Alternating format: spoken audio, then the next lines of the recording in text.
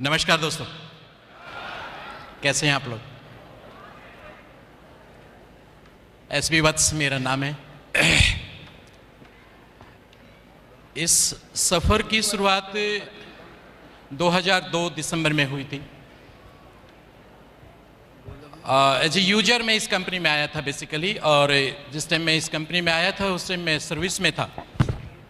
Delhi police में एक अच्छी ऑनरेबल पोस्ट पे था। क्राइम ब्रांच में मेरी पोस्टिंग थी। मेरी वाइफ को कुछ प्रॉब्लम रहती थी, काफ़ी डॉक्टर्स को दिखाया, कोई इलाज नहीं मिल रहा था। बहुत सारी दवाइयाँ उनको देनी होती थी। आप कह सकते हैं कि जिस परिवार का जो मेन पिलर है, अगर वो चारपाई पे होगा तो वो परिवार कैसे चलेगा। मेरे 2 बच्चे, मैं, मेरी वाइफ, फादर मदर गांव में रहते थे। ड्यूटी भी जाना होता था, मिसेज को भी संभालना होता था। मेरे एक फ्रेंड जो बाद में मेरे थैंक यू अपलाइन भी रहे, वो आज भी मेरे स्टिल वो अपलाइन है। Thank you so much. उन्होंने मुझे इस प्रोडक्ट के बारे में बताया। उन्होंने जब इस प्रोडक्ट के बारे में बताया तो यकीन नहीं था कि ऐसा कोई प्रोडक्ट होगा। लेने शुरू किए, उनको रिजल्ट आया। There is no doubt, product ultimate है, वो रिजल्ट आएगा ही। आप लें, मैं लूं, कोई भी ले। काम करने का निश्चय लिया। मई 2003 में मैंने काम करने का निश्चय लिया, क्योंकि उससे मैं बहुत बिजी था। सुबह ड्यूटी जाने का टाइम होता है पुलिस वालों का, आने का टाइम नहीं होता। अक्सर मैं देखता हूं, अभी एफएलपी में बहुत सारे लोग आते हैं, वो कहते हैं कि मेरे पास समय नहीं है। मैं कहता हूं पुलिस वालों से ज्यादा बिजी कोई नहीं होता। उनका ड्यूटी जाने का टाइम होता है, शाम को जब सब लोग छुट्टी करके ऑफिस के लिए निकलते हैं, ऑफिस से घर के लिए निकलते हैं, तब वो फिक्स करते हैं कि आज रेड किस पे करनी है, आज किसको उठाना है, किसको ट्रैप करना है। रात को 12 बजे, 1 बजे, 2 बजे, 3 बजे में भी आप रात को आए, में भी ना आए, तो बहुत बिजी था। तो उसका एक हल था कि मैं अपनी छुट्टी लूं। छुट्टी लेके काम करना शुरू किया। 16 मई 2003 मुझे डेट याद है। मैंने ईएल भरी। मेरे बॉस ने मुझे बुलाया, क्या करोगे इतनी छुट्टियों का, 1.5 महीने की छुट्टी आपने अप्लाई कर दी है। मैंने कहा सर मुझे कोई काम करना है। बॉस के साथ मेरी बहुत अच्छी टून अप थी, क्योंकि वो मेरी बहुत सारी स्थितियों को जानते थे। उन्होंने कहा कोई बात नहीं, आप छुट्टी ले लो, लेकिन टाइम से वापस आ जाना। 1.5 महीने की छुट्टी लेके मैंने काम करना शुरू किया। और 1.5 महीने की छुट्टी में तो सक्सेस होना नहीं था। और सक्सेस का तरीका आप लोग सभी जानते हैं। बहुत सारे मेरे साथी लीडर्स आप लोगों को, मेरे सीनियर लीडर्स आप लोगों को बता भी रहे कि सक्सेस पे जाने से पहले आपको ट्रेनिंग के प्रोसेस से गुजरना होगा। अगर आप ट्रेनिंग से नहीं गुजर पाएंगे तो आपकी सक्सेस अधूरी है और वो टेम्परेरी है। तो ट्रेनिंग लेना शुरू किया। 1.5 महीने तक लगातार ट्रेनिंग। छुट्टियां खत्म हो गई, लेकिन कमिटमेंट था कि मैं भी इसमें कामयाब होकर दिखाऊंगा। फिर 1.5 महीने की ईएल एक्सटेंड करवाई। 3 महीने में भी बात नहीं बनी। एक कसम थी कि वापस ड्यूटी पे उस दिन जाऊंगा जिस दिन मेरा चेक 1 लाख रुपए का होगा।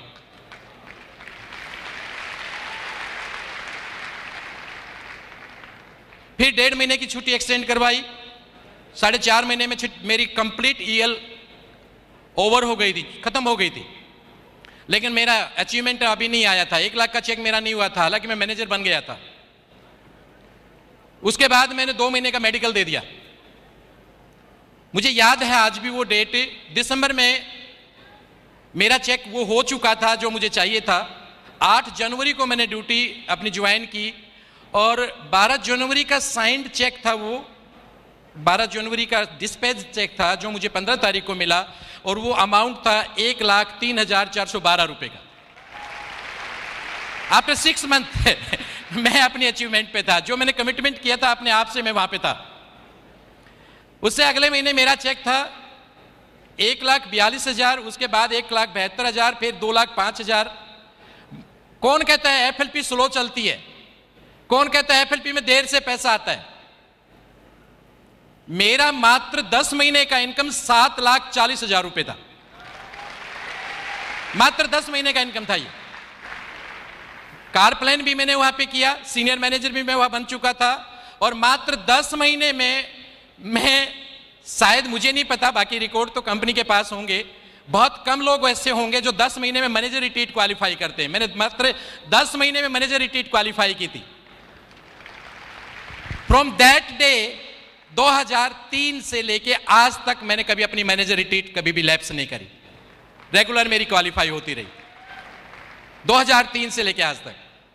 उसके बाद 20 महीने बाद प्रॉफिट शेयर क्वालिफाई किया।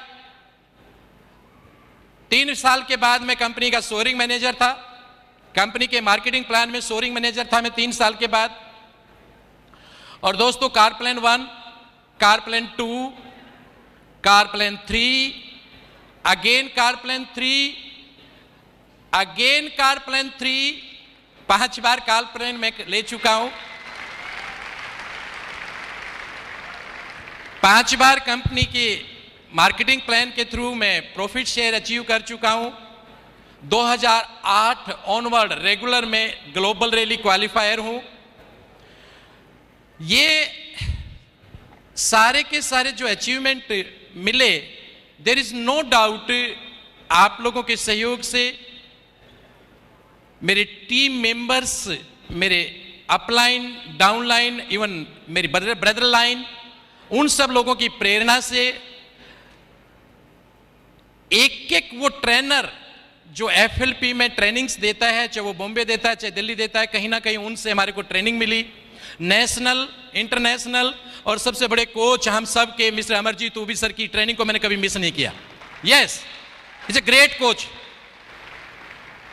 एक एक शब्द को हम लोगों ने अपनाया, उसको डीपली डाइजेस्ट किया, जो बड़ा मुश्किल होता है सब लोगों से, क्योंकि अगर आपको किसी सिस्टम में सक्सेस होना है तो आपको बदलना पड़ेगा, चेंज होना पड़ेगा। आप पुराने सिस्टम को नए सिस्टम में ला ही नहीं सकते। मेरे जैसा व्यक्ति जिसका एकदम अलग हटके फील्ड है, आप लोग पुलिस अफसरों को जानते होंगे, मेरे ख्याल से देखते होंगे आए दिन, है ना? हेलो, कभी वास्ता ना पड़े तो अच्छा है। 3 चीजों से भगवान ना मिलाए, एक खाकी वर्दी से, एक काले कोट से, और एक सफेद कोट से। डॉक्टर, वकील और पुलिस वाला, खुशी में कोई नहीं जाता इनके पास। तो मेरे दोस्तों, क्योंकि इनका एटीट्यूड अजीब होता है, मेरा भी एटीट्यूड, क्योंकि मैं भी उस 25 साल तक उस जॉब में रहा हूं। Anti corruption branch, vigilance, crime branch, immigration, traffic police, ये सारी मेरी यूनिट रही हैं जिनके अंदर मैंने ड्यूटी की है। उस जॉब से इधर कन्वर्ट होना, एज वेल एज इधर सक्सेस होना, बहुत एक लंबी स्टोरी है दोस्तों। और ये एक टर्निंग पॉइंट है मेरी लाइफ का, आप इसको ऐसे कह सकते हैं। हर व्यक्ति की जिंदगी में कहीं ना कहीं एक टिस होती है कि मैं एक एक्स्ट्रा इनकम लूं। अपनी इनकम से कोई भी सेटिस्फाई नहीं होता है। सैलरी की कुछ लिमिटेशंस होती हैं, उस सैलरी से आप जस्ट दाल रोटी खा सकते हैं। आजकल तो दाल भी महंगी हो गई है वैसे, लेकिन आप बड़े सपने नहीं देख सकते। आप अपने बच्चों को वो नहीं दे सकते जो जिसके लिए वो डिजर्व करते हैं। तो उसके लिए क्या है, इस महंगाई के जमाने में आइदर या तो आप एक साइड जॉब करो, साइड बिजनेस करो, या फिर कोई दूसरा काम करो। मेरे पास भी ऑप्शन था, एक बेहतरीन ऑप्शन था जो मेरे बहुत सारे साथी पहले से कर रहे थे, टेबल के नीचे से लेने का। अच्छा है क्या ऑप्शन? लेकिन मैं चूंकि एंटी करप्शन ब्रांच में रहा हूं, मैंने लोगों को जेल में जाते हुए, रोते हुए, बिलखते हुए देखा है। मैं अपनी जमीर को मार के पैसा नहीं लेना चाहता था, कभी भी रिश्वत नहीं लूंगा मैं। मैंने अपनी जिंदगी में कभी ऐसा कोई काम नहीं किया जिससे मेरे बच्चों को शर्म से उनकी गर्दन झुक जाए, बल्कि मैं ऐसा काम करता हूं, भूखे रहूंगा, मैं दाल रोटी खाऊंगा, चटनी रोटी खाऊंगा, कोई ऐब नहीं है। बीड़ी, सिगरेट, तंबाकू, शराब, मांस, मिट्टी, दारू, कोई है नहीं एक पुलिस वाला ऐसा देखा कभी आप लोगों ने? नेवर। मैं ऐसा कभी कोई काम नहीं करता जिससे मेरे बच्चों की गर्दन झुके। मैं रिश्वत नहीं लूंगा। तो मैं क्या करूं एक्स्ट्रा इनकम के लिए? मैंने अपने जॉब के साथ साथ इंश्योरेंस का काम किया। कभी देखा कोई पुलिस वाला इंश्योरेंस करते हुए? बहुत कम। छुट्टी वाले दिन जैसे मेरे को मौका लगता है मैं इंश्योरेंस करने निकल जाता था। 2 लोगों की, 4 लोगों की, जो पॉसिबल होती इंश्योरेंस करता। 5 साल तक मैंने किया। और 5 साल के बाद मेरी एक आदत है, किसी काम को या तो करो मत, और करो तो उसमें पूरा मन लगा के करो और पूरा उसको टाइम दो।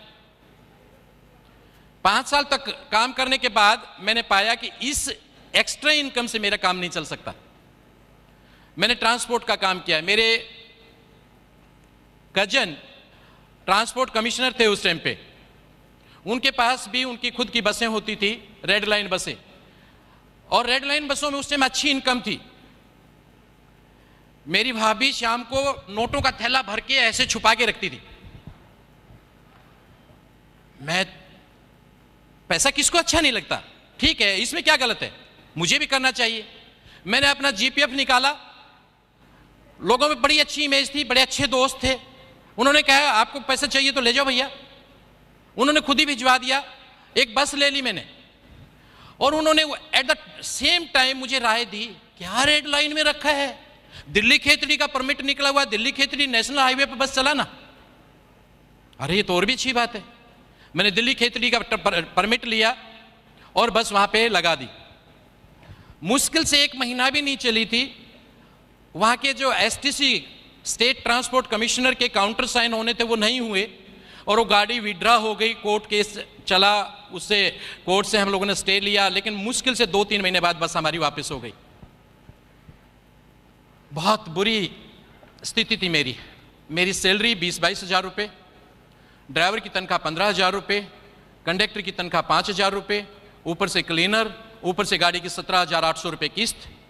मैं कहाँ से पे करूँगा? बस मेरे घर पे के बाहर खड़ी थी।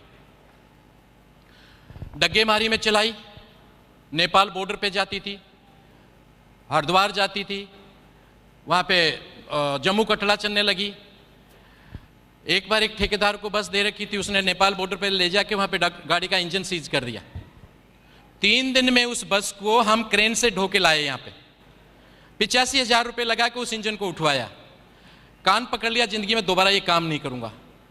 बावजूद इससे यहाँ पे नहीं रुका। सलाहकार बड़े अच्छे रहते हैं। उन्होंने कहा एक बस कभी भी कमा के नहीं देती, दूसरी और ले लो। ABCD भी नहीं आती थी बिजनेस की। और चांस की बात है कि जैसे तैसे करके एक और ले ली। मिसिस की ज्वेलरी भी बेच दी। मिसिस डिप्रेशन में चली गई। अपना ऑफिस खोला, ट्रांसपोर्ट का ऑफिस खोला। मैं, मेरे ब्रदर इन लॉ यहीं पे बैठे हैं वो, और हम दिन रात भागे फिरते थे। 5 साल तक उस काम को भी किया। फिर वहां से थकने के बाद हमने अंडर DTC लगा दी। अंडर DTC लगाने के बाद, चेक आने के बाद हमें जल्दी ये रहती थी कि इसको कैश कैसे कराएं। और चांस की बात तो वही बैंक मैनेजर जो मेरे चेक को उस टाइम पे कैश करते थे, यहीं पे बैठे हैं वो बैठे।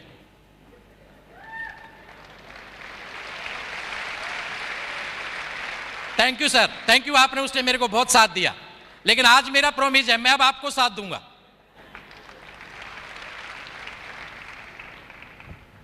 दोस्तों, 5 साल बाद गोसवारा निकाला। मेरे सर पे जितने बाल थे उतना मेरे सर पे कर्ज था। सब कुछ बेच दिया। वाइफ की हालत ये थी, बिस्तर से नहीं उठ पाती थी। घर में फोन, लैंडलाइन, जब बेल बजती थी तो हम लोग कांपने लग जाते थे, किसी पैसा मांगने वाले का फोन है। एक मेरे गुरुजी हैं, उन्होंने कहा कि यहाँ से आप जगह बदल दो। मेरे पास गवर्नमेंट का रेजिडेंस था। मैं छोड़ के यहाँ से रोहतक चला गया।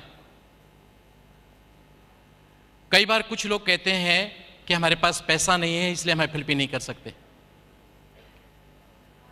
रोहतक चला गया। मेरे पास पैसा मांगने वाले वहीं पे मेरे को सूंघ के कहां पे छुपा हुआ हूं वहीं पहुंच गए।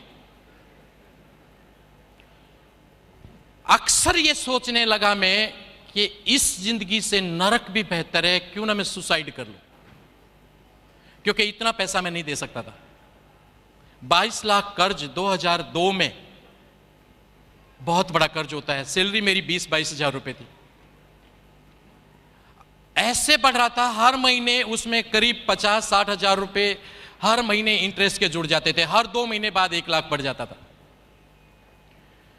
एक दिन मेरी जिंदगी का बहुत ही टर्निंग पॉइंट आया। मेरे घर में, जिस मकान में हम रह रहे थे रोहतक, किराया देना था मुझे। किराया देने के लिए मेरे पास पैसा नहीं था। मैंने किसी से इंश्योरेंस की प्रीमियम लेना था दिल्ली से। मैंने सोचा कि उससे प्रीमियम के पैसे लूँगा, उसकी 2 दिन बाद किस्त भर दूंगा और मैं यहाँ पे उसका रेंट पे कर दूंगा। मैं घर से निकला तो मेरी जेब में बस में टिकट लेने के लिए पैसे नहीं थे। ट्रेन में जाने के लिए भी मेरे पास पैसे नहीं थे। मैं अपनी कमजोरी को अपनी वाइफ को भी नहीं बता सकता था, क्योंकि वो पहले से डिप्रेस्ड हो चुकी थी। मेरे 2 छोटे छोटे बच्चे। कोई तीसरा आदमी मुझे नजर नहीं आता था कि जो मेरी मदद कर दे। मेरे फादर से भी मैंने बात की इस बारे में कि मेरे साथ ये स्थिति गुजर रही है। गांव में अच्छी जमीन जायदाद है। अगर आज मैं उसकी पर एकड़ की बात करूं तो 3 करोड़ रुपए पर एकड़ है। अकेला हूं, अच्छी जमीन जायदाद है। लेकिन पापा ने एक बात कह के मेरा मुंह बंद कर दिया, अगर मैं जमीन बेचूंगा तो गांव में बेइज्जती हो जाएगी, इज्जत खराब हो जाएगी। मेरे पास कोई ऑप्शन नहीं था। दिल्ली आना था, जेब में किराया नहीं था। घर से ड्रेस लगाई, ड्रेस लगा के बाईपास पे आया, ट्रक वाले को हाथ दिया और उसको कहा भैया मेरे को भादरगढ़ जाना। उसने ट्रक में पैसा देने की जरूरत नहीं, पुलिस वालों को कोई पैसा नहीं मांगता। भादरगढ़ आया, वहां से डीटीसी बस पकड़ी, बस अड्डा आया, वहां से पैसा लेके और किराए वाले को पैसा दिया। ये मेरी जिंदगी का आखिरी वो कदम था जहां से मेरे को उठना था।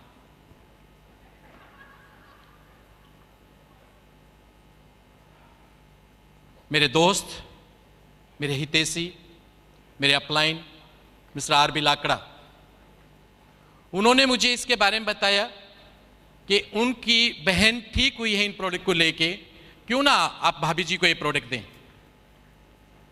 मैंने उनसे प्रोडक्ट लेने के लिए 4805 रुपए भी नहीं थे मेरे पास। मैंने कहा देख भाई मेरे पास इतना पैसा नहीं है। उसने कहा कि कोई बात नहीं, पैसा आप थोड़ा बाद में दे देना, लेकिन ये प्रोडक्ट अगर आप देंगे तो उनको आराम आएगा। लेकिन सिंपल सी बात है, मेरे में बहुत विचार चले, इतने बढ़िया प्रोडक्ट है तो डॉक्टर क्यों नहीं लिखता? इतने बढ़िया प्रोडक्ट है तो किसी डॉक्टर ने क्यों नहीं बताया? आज तक तो नहीं सुना मैंने। पुलिस वाला एक्स्ट्रा सोचता है 2 कदम। उन्होंने कहा देखिए किसने बताया किसने नहीं बताया मुझे नहीं पता, लेकिन मेरे घर में रिजल्ट आया है। आप एक बार अगर ये दें अपनी दवाइयों के साथ साथ, उनकी हालत ये थी कि एक टाइम की भी दवाई मेडिसिन उनकी अगर मिस हो जाती थी, पल्पिटेशन बढ़ जाता था, मैं भी एडमिट करना पड़ता था। 12-12 गोलियां रोजाना खाती थी। गोलियों के भरोसे ही नींद आती थी उनको, वैसे नींद नहीं आती थी। मरे मन से लेके गया, पहले महीने उनको प्रोडक्ट दिए, कुछ आराम खास नहीं लगा। मैंने उनको बुलाया यार मेरे को पहले बहुत नुकसान हो रखा है, आप लोगों ने मेरे को क्यों यूज कर लिया? उन्होंने कहा चिंता मत करिए, थोड़ा समय लगेगा, आप पेशेंस के साथ लीजिए इनको। दूसरे महीने का भी लिया। तीसरे महीने बाद एक दिन बड़ा गजब का चांस हुआ। उस टाइम इमिग्रेशन में था मैं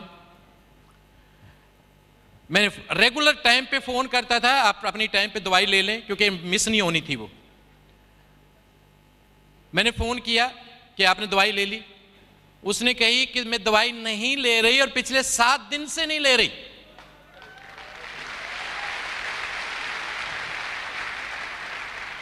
और आज के बाद इस जहर को खाऊंगी भी नहीं मैं नहीं लूंगी ये दवाइयां, और मैं बिल्कुल ठीक हूं।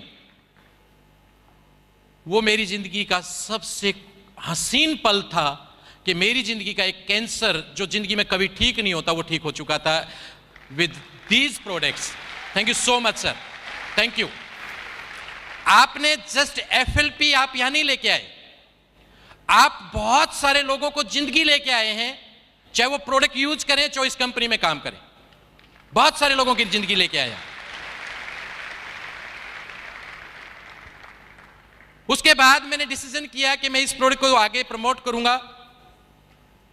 मेरे भैया जो उस टाइम में प्रिंसिपल थे, उन्होंने कहा यार ये प्रोडक्ट बेहतरीन प्रोडक्ट है, मैं भी यूज करूंगा। मैंने कहा भैया बहुत महंगे हैं। अच्छा महंगे हैं तो तू ही यूज कर सकता भाई, हम तो कर ही नहीं सकते।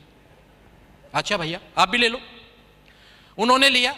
वो डायबिटिक थे, अस्थमेटिक थे लिटिल बिट, उनको अस्थमा की शिकायत रहती थी, बीपी हाई था। रात को हमारी भाभी पैर दबा दबा के सुलाती थी, उनको नींद नहीं आती थी। अब सुबह वो 4 बजे पार्क में दौड़ लगाते थे। वो कहते थे यार पता नहीं कहां से एनर्जी आती है, मेरे को कोई थकान नहीं होती और मैं एकदम हेल्दी महसूस कर रहा हूं।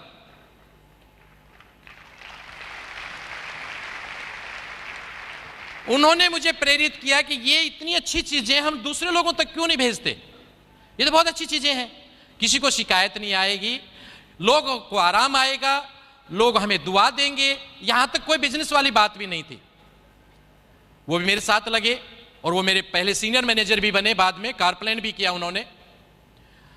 आजकल बिजी हो रहे हैं, इंजीनियरिंग कॉलेज बनाया उन्होंने, इसलिए वो बिजी हो रहे हैं, नहीं ध्यान दे पाते।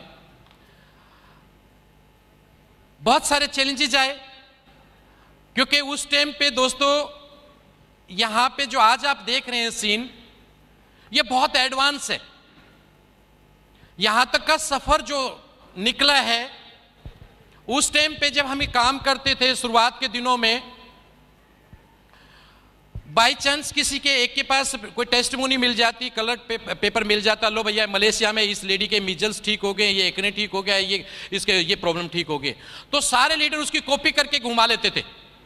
और जब हम किसी इंसान के पास जाते थे, किसी प्रोस्पेक्ट के पास जाते थे, तो हम ये कहते थे देखिए ये देखिए मलेशिया में इस लेडी को ये मीजल्स ठीक हो गए, ये देखिए ये सिंगापुर में इस लेडी को ये प्रॉब्लम थी, ये ठीक होगी।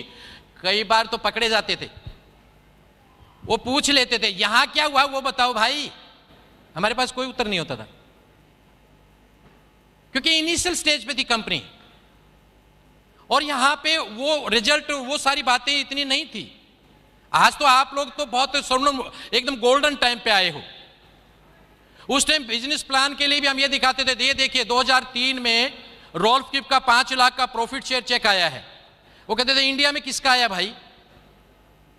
तो उस टाइम थोड़े चैलेंजेस ज्यादा थे। उस टाइम ट्रेनिंग लिटरेचर बहुत सारी चीजें इस कदर नहीं थी, आज तो बहुत इंप्रूव हुआ है। हमारे कंट्री मैनेजर साहब, मैं हमेशा सैल्यूट करता हूं इनको सर, एक एक चीज को इतने वो डीपली जाते हैं, आपको कुछ भी दिमाग चलाने की जरूरत नहीं, जस्ट उनको फॉलो कर लो जो लिटरेचर उन्होंने हमारे लिए तैयार किया है। और एक और आप लोगों को बताता हूं मैं, ये जो लिटरेचर जो आप लोग पढ़ते हैं पूरे दुनिया में किसी कंट्री में नहीं है, पूरी दुनिया में किसी कंट्री में ये लिटरेचर नहीं है जो आप लोगों को मिलता है। ये जो ट्रेनिंग सिस्टम, ये जो ट्रेनर्स को भी हमेशा अपडेट करते रहते हैं, वो हमेशा बेहतर से बेहतर बनाने की कोशिश करते हैं। और आज अगर हम लोग सफल हैं ना, तो किसकी वजह से? ऑफ कोर्स इनकी कोचिंग की वजह से। Thank you so much sir. As well as हमारे सारे के सारे ट्रेनर, चाहे वो प्रेम राजन सर हो, मेजर भटनागर हो, TPS Bedi, Sunil Gupta, Arun Surana, Mr Anand Gandhi, of course Anupam Thapliyal, ये जितने भी हमारे ट्रेनर्स हैं अल्टीमेट है। इंडिया में ट्रेनर नहीं है ऐसे, अल्टीमेट ट्रेनर हैं, ऑलवेज स्पोर्टिव। एक से एक ट्रेनिंग को इतने बेहतर तरीके से चार्ट किया गया, इतने बेहतर तरीके से ट्रेनिंग देते हैं। और यही वजह है जो मैं आज स्टेज पे खड़ा हूं। अगर मैं ट्रेनिंग में नहीं होता तो मैं आज यहां नहीं होता। यस, मेरी सफलता के पीछे और कोई नहीं है। ऑफ कोर्स टीम तभी बना पाएगा इंसान जब उसको खुद आता होगा। टीम बाद में आती है, पहले खुद इंसान को उसके लेवल पे तैयार होना पड़ता है। और उस लेवल पर तैयार होने के लिए उसको ट्रेनिंग्स लेनी होती हैं, उस प्रोसेस से गुजरना होता है। बहुत सारी ट्रेनिंग्स ली, आज भी ट्रेनिंग कभी भी मिस नहीं करते। जो भी लिटरेचर कहीं पे भी मिलता है, मैं तो उसको याद नहीं करता, मैं उस लिटरेचर को पढ़ता नहीं हूं, पूरी तरह से डाइजेस्ट करता हूं। मैं अपनी टीम को भी एक ही बात सिखाता हूं, एक ही मेरा फार्मूला, मेरी टीम वाले सब लोग जानते हैं। A few books well digested and studies is better than thousands books gargled in the mouth. एक ही फार्मूला है, हजारों किताब पढ़ने से बेहतर है एक ही किताब को पूरी तरह से अपनी जिंदगी में उतार लो। एक एक पेज आप पढ़ो, ना केवल पढ़ो उसको, अगले दिन फिर वहीं से शुरू करो, अगले दिन फिर वहीं से शुरू करो, और फिर उसको अपनी जिंदगी में अपना लो, तब आप चेंज हो पाओगे। अगर आपने आज पढ़ा और किताब को फेंक दिया तो कुछ नहीं हो सकता।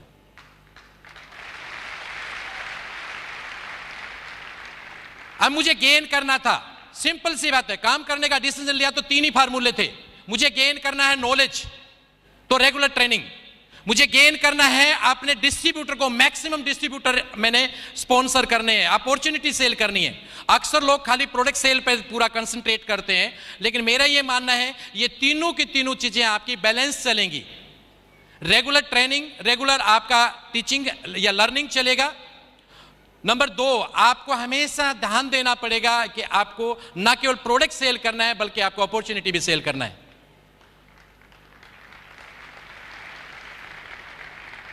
आज भी मेरा एक वसूल है, मेरे टीम में कोई भी व्यक्ति कहीं भी किसी भी डाउन में हो, मैं परवाह नहीं करता ये मेरा 12वां डाउन लाइन है, ये मेरा 10वां डाउन लाइन है, मैं जानता ही नहीं 6 3 2 क्या होता है, नहीं जानता। मेरा 15वां डाउन लाइन भी अगर मेरे को ये कहे मेरे को ट्रेनिंग चाहिए तो मैं बोलता हूं कब चाहिए, मैं आ रहा हूं। सिंपल, एक ही फार्मूला है।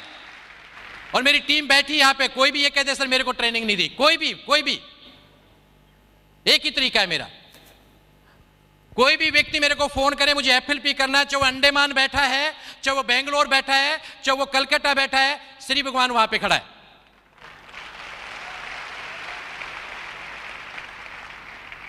एक वक्त ऐसा था जब मेरे पास बस में देने के लिए किराया नहीं था, उस दिन को याद करता हूं।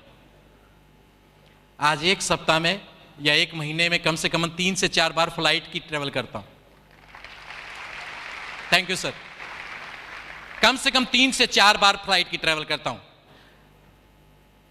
यह दिन दिया एफएलपी ने, यह दिन दिया मेरे को इस अपॉर्चुनिटी ने।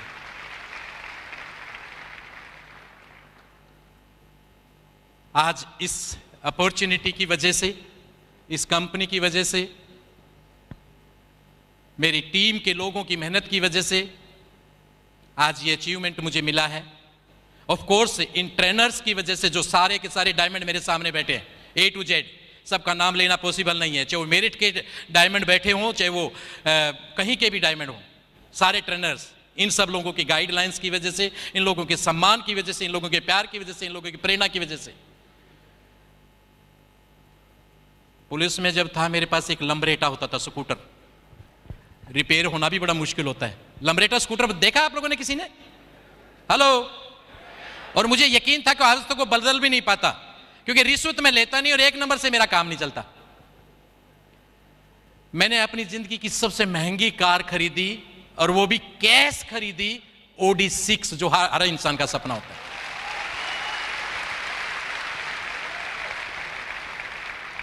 HDFC बैंक में मेरा अकाउंट है, वो अक्सर मुझे फोन करते रहते हैं, सारे सर आपका ये प्री अप्रूव्ड लोन है 30 लाख का, सर आपका ये प्री अप्रूव्ड लोन है 60 लाख का, सर आपका ये प्री अप्रूव्ड क्रेडिट कार्ड है आपका 10 लाख का, 5 लाख का, ऐसे करते रहते हैं। मैं बोला तुम्हें लोन चाहिए तो बोलो, अपने को नहीं चाहिए, अपने को नहीं चाहिए, बिल्कुल नहीं चाहिए। आज मेरे पास FD है, आज मेरे पास रेगुलर डिपॉजिट करता हूं मैं, रेगुलर मैं सेविंग करता हूं, एक सिस्टम अपनाता हूं। हर इंसान का एक सपना होता है जो मैं पुलिस से कभी पूरा नहीं कर सकता था, कि मेरे बच्चे हाईली क्वालिफाइड हों। आपका भी सपना है क्या? आज मेरी बेटी MD कर रही है RML हॉस्पिटल से, केवल FLP की वजह से। मुझे फक्र है। उनकी फीस देने के लिए या उनको फैसिलिटी देने के लिए मुझे कभी सोचना नहीं पड़ता। अभी उसकी MD पूरी होने वाली है तो वो पूछी पापा अब? मैं बोला अब आगे MCH कर, नौकरी नहीं करनी, पढ़ जहां तक पढ़ना है तेरे को।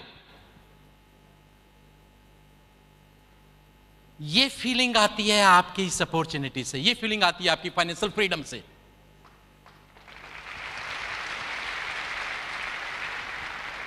क्या मैं पुलिस में होता तो ये मिलता मुझे? क्या मैं ऐसा कर पाता? बहुत सारे बैठे हैं आप लोगों में जो नौकरी कर रहे हैं कहीं ना कहीं। बोलिए एक बार, दिखाइए तो सही मुझे अपना हाथ। कब छोड़ रहे हो? प्लीज अपने आप पे विश्वास करो पंकज जी। आजकल मेरी टीम में नौकरी छुड़ाने में मैं माहिर हूं। मेरे पारसनाथ जी सब इंस्पेक्टर से अभी उन्होंने रिजाइन किया है। पारसनाथ जी कहां हैं? ये खड़े। अभी सब इंस्पेक्टर से इनको वीआरएस दिलाया। नौकरी छुड़ाने में माहिर हूं भैया, किसी को छोड़नी हो तो मेरे पास आ जाना। और जिंदगी भर अगर गुलामी करने की आदत पड़ गई है तो मैं क्या करूं? मजबूरी है, हमने नौकरी की क्योंकि हमारे पास सेकंड ऑप्शन नहीं था। लेकिन इससे बेहतर अपॉर्चुनिटी पूरी अर्थ पे नहीं है, ये मैं गारंटी से सील लगाता हूं।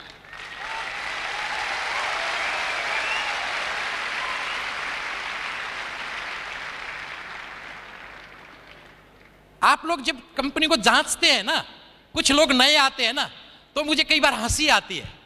सर ये कंपनी कैसी है, सर इसका बिजनेस कैसा है, सर ये कंपनी भाग तो नहीं जाएगी, सर ये कंपनी क्या है। मैं इसके बारे में भी बता दूं आप लोगों को। क्राइम ब्रांच में था, मैं स्टाफ ऑफिसर था मिस्टर रंजीत नारायण का। स्पेशल सीपी क्राइम थे वो, स्पेशल सीपी क्राइम थे। बाद में उनकी भी बताऊंगा मैं कहानी। मैंने जब उनको इस कंपनी के बारे में बताया, मेरे प्रोडक्ट यूजर हैं वो, आज भी यूजर हैं, तो उन्होंने कहा, जिस टाइम पे एक वक्त ऐसा आया था कि जब मैं बहुत ज्यादा पागल हो गया था इस सिस्टम के लिए, तो उन्होंने कहा एक काम कर, क्योंकि मैं क्राइम ब्रांच की इकोनॉमिक ऑफेंस सेक्शन में था, जहां पे ऐसी कंपनियों के खिलाफ रोजाना केस रजिस्टर करते हैं। Economic offence section Qutub hotel में है, कभी जाने का मौका लगे तो वहां पे भी देखेंगे, मेरा नाम भी वहां पे लिखा होगा। वहां पे मैं ऐसी कंपनियों के मानसून सेशन में एक विधेयक आया था कि ऐसी कंपनियां जो लोगों का पैसा लेके लूट के भाग जाती हैं, ये सारी की सारी फेक कंपनियां होती है, सारी नेटवर्किंग कंपनियां, उस टाइम पे बहुत बड़ा वो प्रॉब्लम चला था, इनको सबको बंद किया जाए, इनके खिलाफ सर्विलेंस हो, इनके सारे के सारे ए से लेके जेड टोटल पेपर्स को चेक किया जाए। और 297 कंपनियां उस टाइम बंद हुई थी, 297 कंपनियां बंद हुई थी। आज भी वो फाइल अभी भी चल रही है, बहुत सारी कंपनियां आगे बंद होनी है। इस कंपनी को भी हमने जांचा था।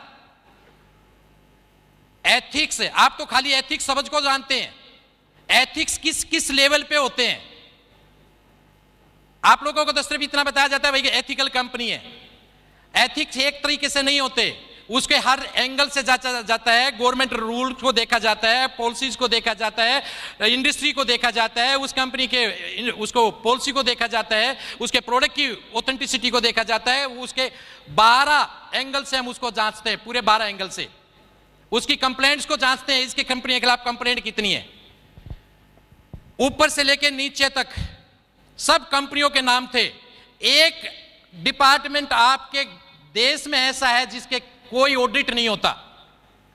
एक ऑफिस ऐसा है आपके देश में जिसका कोई ऑडिट नहीं होता, जिसके खिलाफ कोई कंप्लेंट नहीं होता। कौन सा बताओ? नो नो नो नो, उसका कोई ऑडिट ही नहीं होता। बताइए। नो, राष्ट्रपति भवन। राष्ट्रपति भवन का कभी कोई ऑडिट नहीं होता,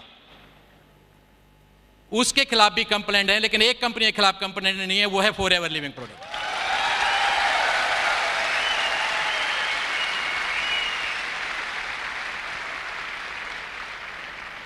शायद ही कोई ऐसा गवर्नमेंट डिपार्टमेंट हो जिसने हमेशा टाइम पे पैसा दे दिया हो, शायद ही। कितना भी ऑथेंटिक डिपार्टमेंट क्यों ना हो, कितना भी सिस्टमेटिकली डिपार्टमेंट क्यों ना हो, लेकिन 2 बार तो पैसा लेट होता ही होता है। 31 मार्च को और 31 सितंबर को फाइनेंशियल क्लोजिंग होता है, 6 मंथली और ईयरली, तो 2 बार तो पैसा लेट होता ही होता है। सैलरी क्या कहते हैं पंकज जी? एक कंपनी दुनिया में ऐसी है जिसका पैसा लेट नहीं होता, वो है फॉरएवर लिविंग प्रोडक्ट।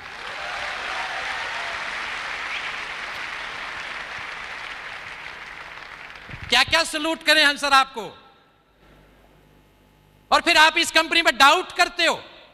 ये आपके दिमाग की कमजोरी है और कुछ भी नहीं है। आप वहां तक सोच भी नहीं सकते जहां तक एफएलपी है। एक वक्त ऐसा आया मेरी जिंदगी में जब मेरे को एक डिसीजन लेना था 2007 में कि मैं अब नौकरी करूं या एफएलपी करूं। कारण टीम काफी बढ़ चुकी थी, उसको सपोर्ट करना था, फाइनेंशियली में काफी साउंड था।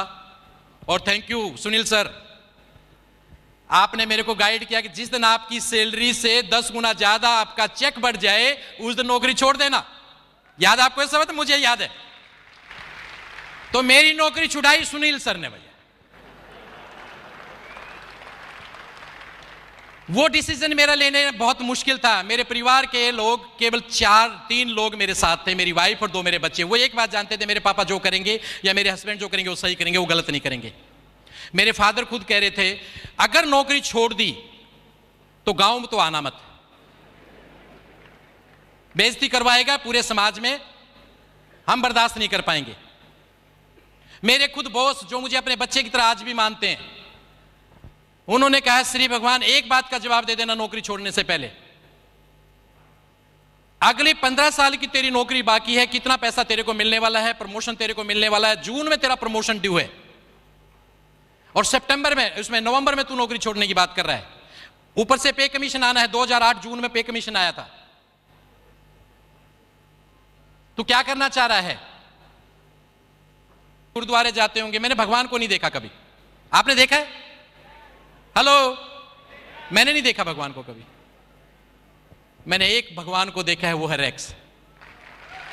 मेरी नजरों में ये इज्जत है उनकी, जिन्होंने करोड़ों लोगों को हेल्थ और वेल्थ दी है। असली मायने में ये है भगवान, मेरी नजरों में ये भगवान। करोड़ों लोगों को उन्होंने हेल्थ और वेल्थ दी है, एक बेहतरीन लाइफस्टाइल। अभी कुछ देर पहले पूछ रहे थे सुराना जी, आप लोगों में कितने लोग रिच होना चाहते हैं, कितने लोग वेल्दी होना चाहते हैं? ऑफ कोर्स मैं अक्सर सुनता हूं लोगों से कि सर हम लोग एफएलपी में पैसा कमाने आए। आप भी पैसा कमाने आए होंगे? पैसा कमाने मत आइए, पैसा तो हर जगह मिल जाता है, बहुत जगह मिल जाता है। पैसा तो आजकल क्रिकेट में सट्टा लगा के भी लोग कमा लेते हैं। पूरी जिंदगी चाहिए तो एफएलपी में आ जाइए, पूरी जिंदगी चाहिए तो। एक बेहतरीन लाइफस्टाइल, अल्टीमेट लाइफस्टाइल, देश विदेश की यात्राएं, बेहतर एजुकेशन, लंबी कार, लंबा बढ़िया मकान, एक बेहतरीन owner, recognition, reputation, lots of time, सब कुछ आपको चाहिए तो उसके लिए एफएलपी है। It's not a part of life, it's a complete life. Decision आपका ही आपकी जिंदगी को बेहतर बनाएगा। आज सब कुछ है केवल एफएलपी की वजह से।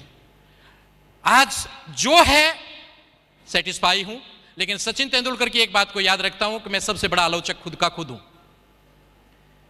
यहां पे रुकना नहीं है, मुझे नहीं रुकना ना, आगे बढ़ना है। स्लो ही सही, धीरे ही सही, लेकिन आगे तो बढ़े, इससे आगे बढ़ना है। आज मैं महसूस करता हूं उस दिन को जब हमारी हैबिटेट सेंटर में हमारी सक्सेस डे हुआ करती थी, और आज इस स्टेडियम को जब हम महसूस कर रहे हैं, इस सफलता को हम लोग सभी सेलिब्रेट कर रहे हैं, पूरी एफएलपी सेलिब्रेट कर रही है। मैं बहुत दूर की सोचता हूं, बहुत विजुलाइज करता हूं हर चीज को।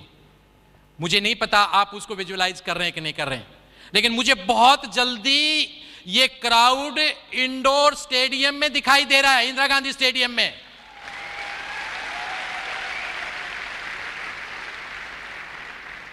आपको दिखाई दे रहा है क्या? ये छोटा नहीं पड़ गया हमारे लिए?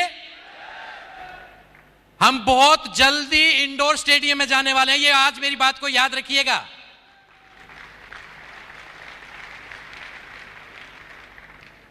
दोस्तों, आपका फ्यूचर, इस कंपनी का फ्यूचर, मैं तो इतना सा महसूस करता हूं, जस्ट हमारे को बेस बनाने में टाइम लगा है।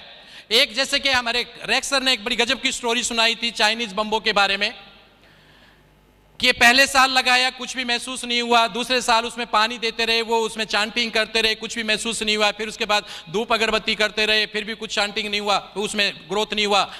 तीसरा साल, चौथा साल, 5 साल के बाद जब उन्होंने जाके देखा तो एकदम वो 75 फीट ऊंचा था।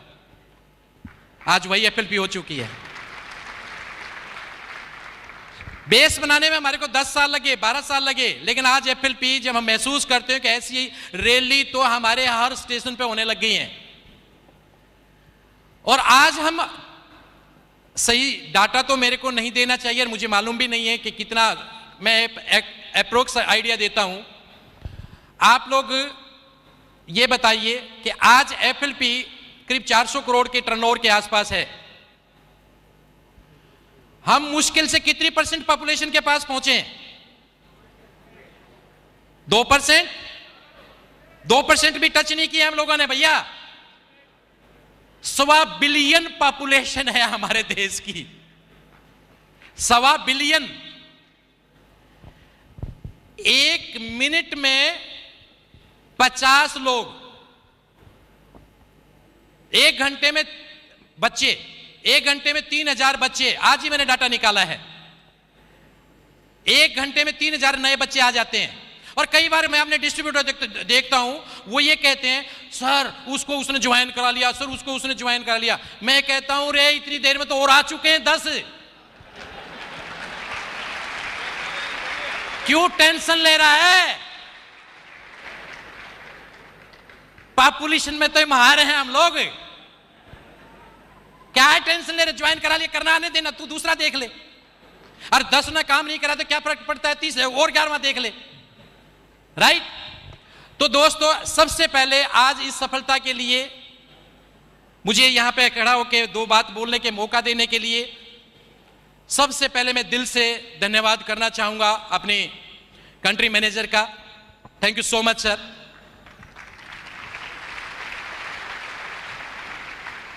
ऑफ कोर्स कंट्री मैनेजर साहब के पीछे एक मजबूत टीम है, जो हमारे सारे के सारा स्टाफ, चाहे वो बॉम्बे स्टाफ हो, दिल्ली स्टाफ हो, जो हमारे को बैकबोन है, हमारे को हर चीज को प्रोवाइड कराने में, फैसिलिटी देने में वो हमेशा मुंह पे स्माइल लेकर तैयार रहते हैं। वो हमारे को कभी भी वो डिसहर्ट नहीं करते।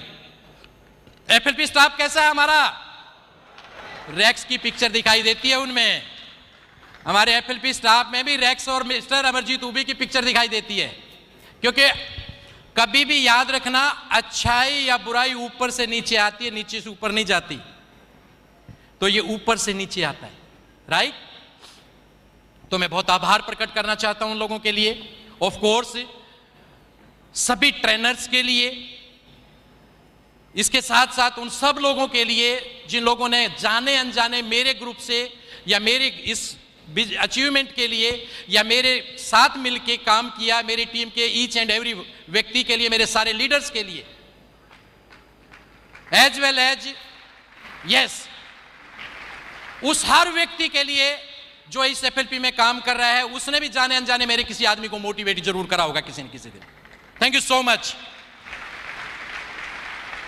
और ऑफ कोर्स एक व्यक्ति के बगैर तो ये कंपनी नहीं थी। हम सब लोग मिलकर धन्यवाद करेंगे मिस्टर रैक्स का। Thank you so much sir, thank you so much.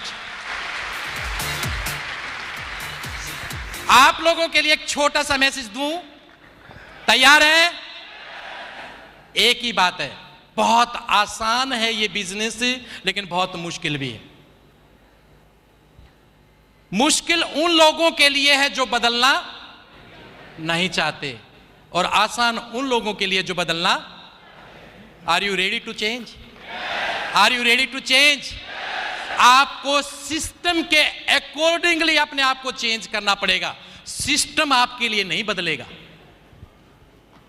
कभी आप सिस्टम को बदलने की कोशिश कर रहे हैं, सिस्टम आपके लिए नहीं बदलेगा। एकदम प्रूवन सिस्टम है, आपको सिस्टम के अकॉर्डिंगली बदलना पड़ेगा। अगर आप तैयार हैं तो सफलता आपके लिए है, अगर आप तैयार नहीं हैं तो ये सिस्टम आपको डिटॉक्सिफाई कर देगा और बाहर का रास्ता दिखा देगा।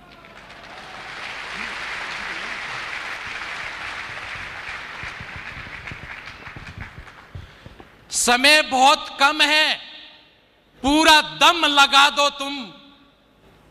कुछ लोगों को मैं जगाता हूं, कुछ लोगों को जगा दो तुम। Thank you so much, thank you.